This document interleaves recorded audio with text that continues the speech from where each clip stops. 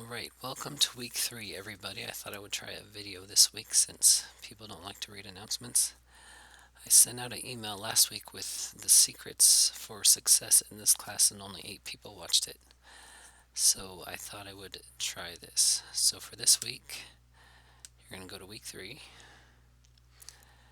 The preparation is reading. So that's what you're going to be learning about cells, DNA, cancer, and tissues. So you're reading chapter 3 and 4 in the book. You're also reading this about cancer because your book doesn't really talk about cancer. We have this video about protein synthesis, some more videos. This is a cool video about the inside of the cell, all the structures in the cell. This is another protein synthesis one. Here's something about cancer, and this describes active and passive transport. And then you have this enrichment article,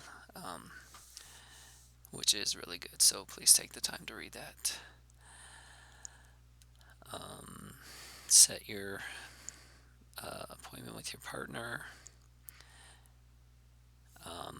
A reminder about the perspective from a professional. So the idea with this assignment, you're supposed to think about the field you want to go into and interview someone that's in that field already. So we give you this assignment early, and it's not due till week 5, so you can have plenty of time to set up an appointment. So hopefully you've got someone in mind by now and try to get an appointment with them. If you're having trouble finding somebody, let me know. I may be able to help you. Then next is the study guide. So the study guide covers chapter 3 and 4, plus there's cancer, so you download that. So you can fill that out using the book if you want, or I'm going to put a link, which is to a video. This video goes through chapter 3, and it follows the study guide and just walks you through the study guide. I'll put the link to the chapter 4 video also. Then one other link I'll put is to this review, which shows you some of the pictures that are going to be on your quiz this week. So all the parts of a cell, and if you just click on the number, it tells you what it is. So that's a plasma membrane, etc. You do need to know the different parts of the nucleus. So this little thing in the middle that looks like a brain, that's actually the nucleolus. The entire thing is the nucleus.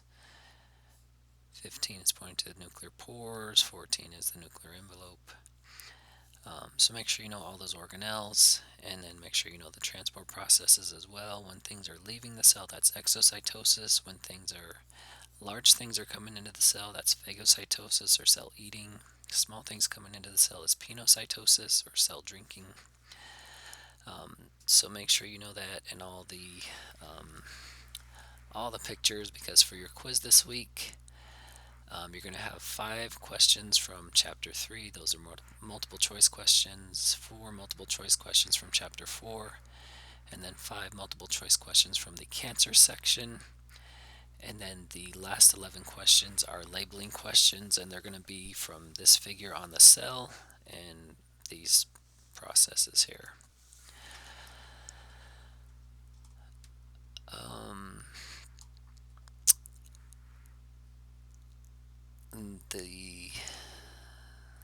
The lab experience this week is you're going to make a cell. So just draw a picture of a cell. I'm not grading on your artistic abilities.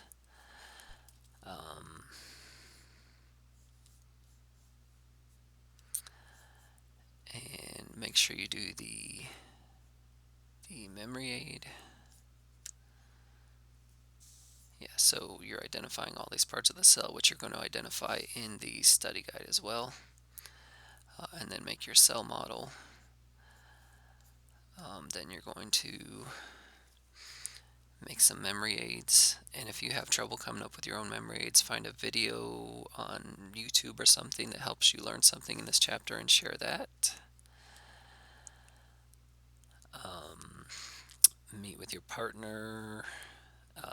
Make sure you also do the report on that. If you're having trouble meeting with your partner, let me know and we'll figure something out. And then this week you get to do your first report. It's not a huge deal.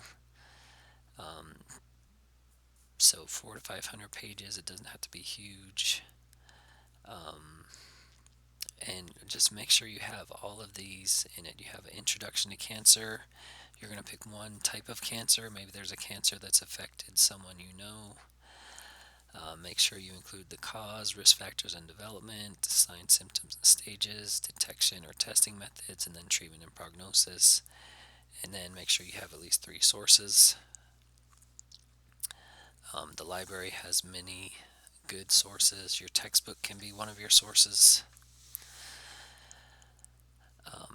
And you see the rubric right here that I'm going to use to grade it. So if you follow that, so make sure you have an introduction, causes, risk factors and development, signs, symptoms and stages, detection and test, treatment and prognosis, then the works cited, you need to have 3.